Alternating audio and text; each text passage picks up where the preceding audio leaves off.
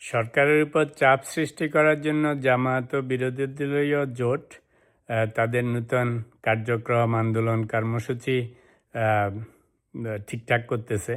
তো তার মধ্যে কয়েকটা জিনিস আছে। অফকোর্স প্রথমটা হচ্ছে বিএনপির গণভোট না মানা। তারপরে ওনারা আরেকটা ঠিক করতেছেন যে স্থানীয় সরকার নির্বাচন দ্রুত করার প্রচেষ্টা। আবার ওনারা একটা ছায়া মন্ত্রিসভাও বানাবেন, সেরকমও একটা প্ল্যান প্রোগ্রাম করা হচ্ছে। মন্ত্রিসভা নাকি ঠিকই হয়ে গেছে, এখন জামায়াতের আমিরের অ্যাপ্রুভালের অপেক্ষা। আরেকটা প্যাচ হচ্ছে যে গণভোটটা এখন গণভোট এবং জুলাই সনদ, এই দুইটা প্যাচে পড়ে গেছে। সংবিধান সংস্কার পরিষদে বিএনপির শপথ না নেয়া, আর রিসেন্টলি বিএনপির সংবিধান সংশোধন কমিটির জন্য যে পাঁচজনের নাম চেয়েছেন জামাতের কাছে, সেটা নিয়ে। এই কয়েকটা জিনিস নিয়ে একটু আলোচনা করি যে সামনের দিনের রাজনীতির কি অবস্থা হবে। তো জামায়াতের মেইন উদ্দেশ্য হচ্ছে বিএনপি এবং তারেক রহমানের সরকারকে চাপের মধ্যে রাখা। তো সেই চাপের মধ্যে রাখার জন্য প্রথম থেকে যেটা নিয়ে ওনারা নেমেছেন সেটা হচ্ছে বিএনপি গণভোটটা মানে নেই।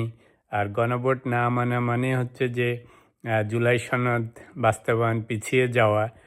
তার মধ্যে বিএনপি সংবিধান সংস্কার পরিষদে শপথ নেয়নি পার্লামেন্টের মেম্বার হিসাবে শপথ নেওয়ার সময়। তো সেটা ওনাদের একটা বড় মনোকষ্টের কারণ। কারণ সংবিধান সংস্কার পরিষদে যদি বিএনপি সদস্যরা তখন শপথ নিত, তাহলে গণভোট এবং জুলাই সনদ বাস্তবায়নটা আসলে অনেক সহজ হয়ে যেত। কারণ এরা বাধ্য থাকতো তখন ওই সংস্কার পরিষদে অ্যাটেন্ড করার জন্য এবং সেখানের কার্যসূচি চালিয়ে যাওয়ার জন্য। এই প্রসঙ্গে একটা জিনিস বলতেই হয়, ঠিক নির্বাচনোত্তর কালে যখন মাত্র এমপিদের শপথ নেওয়া হচ্ছে, সেই সময় বিএনপি যে সংবিধান সংস্কার পরিষদের শপথ নেয়নি, এটা আসলে একটা বোল্ড ডিসিশন ছিল। ইট ওয়াজ অ্যান ইজি। কিন্তু তারা সাংঘাতিক রকমের সাহস এবং বুদ্ধিমত্তার পরিচয় দিয়ে এই সংবিধান সংস্কার পরিষদের শপথ নেয়নি। যদি সেই সময় এই শপথটা নিত, তাহলে আজকে গণভোট, জুলাই সনদ বাস্তবায়ন, সেই জুলাই সনদের নামে আপার হাউস খোলা, মহিলাদের সিট সংখ্যা বাড়ানো, আরও হাজারটা জিনিস ছিল, এগুলি সবই আলটিমেটলি কিন্তু করতে হইতো। বিএনপি এবং সরকার গেড়াকলে পড়ে যেত। তো হয়তো বলবেন যে আপনার আপত্তি কিসে? আমার আপত্তি হচ্ছে যে জুলাই সনদ পুরোপুরি বাস্তবায়ন করতে গেলেই যে আমাদের সেই আপার হাউস সৃষ্টি করতে হবে, সেটাতেও আপত্তি ছিল না। কিন্তু সেটা যেভাবে মামা, খালু, বাগনা, আত্মীয় স্বজন দিয়ে করা হবে উইদাউট ইলেকশন, একদিকে আপার হাউসটা আমাদের দেশের দরকার নেই। আর যদি একান্ত করতেই হইতো, সেটা যদি ইলেকশনের মাধ্যমে করতো, যেমন আমেরিকাতে সেনেট আছে এবং কংগ্রেস আছে, তাহলে এক কথা। আমরা কিছু না, ওই নারী আসনের মতো আত্মীয় স্বজন, বন্ধুবান্ধব, ওয়াইফরা ঘুরে ফিরে জানাশোনা লোকজনকে এনে আপার হাউস বানাবেন। This is not acceptable. যদিও দরকার নাই, এক্সপেন্সিভ, কিন্তু the way they wanted to do it, that's not acceptable either. Anyways, so সেই জন্যই জুলাই সনদটা হুবহু বাস্তবায়নের পক্ষে মোটেই না। তবে ভালো ভালো কিছু প্রভিশন ওর মধ্যে আছে, যেমন তত্ত্বাবধায়ক সরকারকে পার্মানেন্টলি রেস্টোর করা, প্রাইম মিনিস্টার প্রেসিডেন্টের ক্ষমতা শেয়ারিং করা, প্রাইম মিনিস্টার টার্ম লিমিট করে দেয়া, আরও অনেক কিছু আছে ভালো ভালো জিনিস। I support them. আচ্ছা, তো এটা গেল জুলাই সনদ নিয়ে। তবে স্থানীয় সরকার নিয়ে যেটা জামাত বিরোধী জোট বলছেন যে এটা দ্রুত নির্বাচন হওয়া উচিত। যারা বিভিন্ন জেলা প্রশাসক এটা সেটা যে সরকার বসাচ্ছে, সেটা ঠিক না। আমিও এটার সাথে একমত যে আস্তে আস্তে স্থানীয় সরকার নির্বাচনের একটা ব্যবস্থা করা দরকার। কারণ নিজেদের লোকজন বসালে আস্তে আস্তে অটোক্রেটিক ভাব চলে আসে, এবং যাদেরকে বসানো হয় আমলাতান্ত্রিকতার সাথে গণতন্ত্রের একটা কম্বিনেশন থাকলে চেক অ্যান্ড ব্যালেন্স থাকে।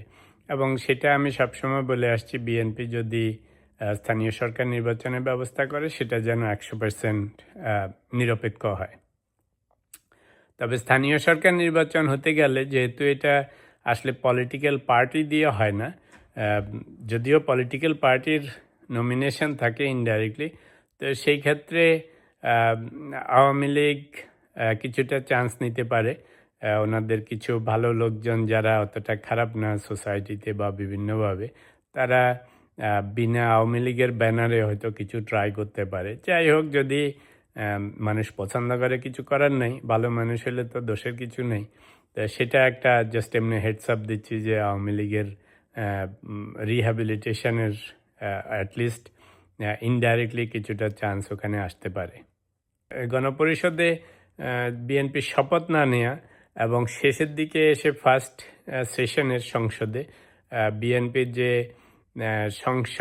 সংবিধান সংশোধন কমিটি যেটা গঠন করতে চেয়েছিল 17 সদস্যের, যেটার মধ্যে ওনারা 7 জন, ওনাদের জোটের আরও স্বতন্ত্র সহ 5 জন, প্লাস বিরোধী দল থেকে 5 জন চেয়েছেন। তো সেই 5 জন জামাত এখনও দেয়নি।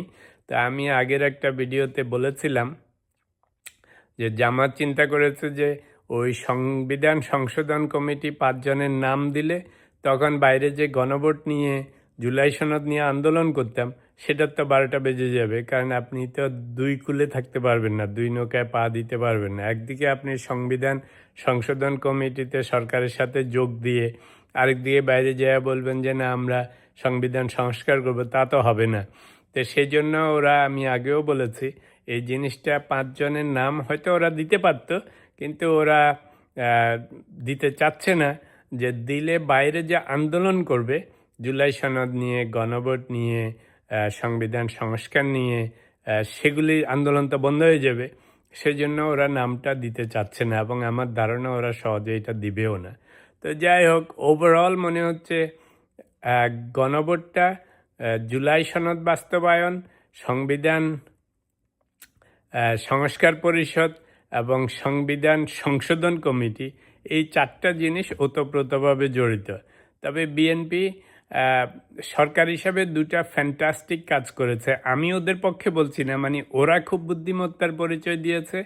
একটা হচ্ছে ইলেকশনের পরপরই এমপিদের শপথ গ্রহণের সময় সংবিধান সংস্কার পরিষদে এমপি হিসাবে শপথ না নেওয়া, সদস্য হিসাবে শপথ না নেওয়া খুবই সাহসের কাজ ছিল, খুবই বুদ্ধিমত্তার কাজ ছিল, যার জন্য ওরা এখন এই পুরা সংবিধান জুলাই সনদটা বাস্তবায়ন এবং গণভোটটা ইমপ্লিমেন্টেশন থেকে নিজেদেরকে একটু দূরে রাখতে পেরেছে, একটু টাইম বাই করতে পেরেছে। এটা সাংঘাতিক রকমের একটা সাহসী এবং বুদ্ধিমত্তার কাজ করেছে। এদিকে ওরা আরেকটা মাস্টার স্ট্রোক দিয়েছে, সেটা হচ্ছে যে সংবিধান সংশোধন কমিটি গঠন করবে সেই 17 সদস্যের, এবং বিরোধী দলকে বলছে যে 5 জনের নাম দেন, আমরা 12 জন ঠিক করেছি নিজেদের এবং জোটের লোকজন দিয়ে।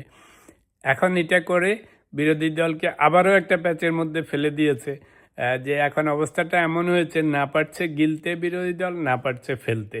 কারণ যদি ওরা 5 জন সদস্যের নাম দেয় তাহলে ওরা যাবে আটকে, গণভোট জুলাই সনদ বা সংবিধান সংস্কার নিয়ে আর আন্দোলন করা যাবে না। আবার যদি এটা না নেয়, বিএনপি বলবে দেখো আমরা তো সংবিধান সংশোধন করতে চেয়েছিলাম, জুলাই সনদ বাস্তবায়ন করতে চেয়েছিলাম, কিন্তু ওনারা তো নামই দিচ্ছে না, তো কাজে সংসদে যে সংবিধান সংশোধন কমিটির কার্যক্রমও শুরু করতে পারতেছি না।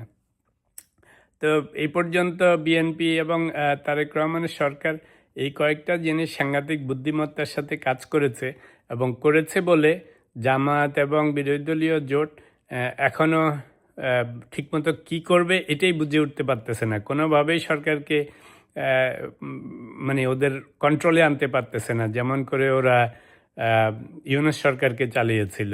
তো এটা একদিকে চেক অ্যান্ড ব্যালেন্স হয়েছে, ভালোই হয়েছে, আমি বলবো গণতন্ত্রের জন্যও ভালো হয়েছে। যে এখন যদি সংবিধান সংশোধন করতে হয়, আসেন সবাই মিলে বসি, তারপর ঠিকঠাক করে জুলাই সনদের যেগুলি দুই পক্ষ এখনই একমত, সেগুলি কুইকলি করে ফেলতে পারবে। আর যেগুলিতে একমত না এখনও, সেগুলি নিয়ে আলাপ আলোচনা করে ঠিক করতে পারবে। তো ওভারঅল বলবো বিএনপি যথেষ্ট ম্যাচুরিটির পরিচয় দিয়েছে, যথেষ্ট বুদ্ধিমত্তার পরিচয় দিয়েছে এবং যথেষ্ট সাহস দেখিয়েছে। কারণ সেই সময় সংবিধান সংস্কার পরিষদে শপথ না নেওয়াটা সাংঘাতিক কঠিন ছিল, নূতন জামাই নূতন বউয়ের মতো, কিন্তু তারপরেও তারা সেই সাহসের এবং বুদ্ধিমত্তার পরিচয় দিয়েছে।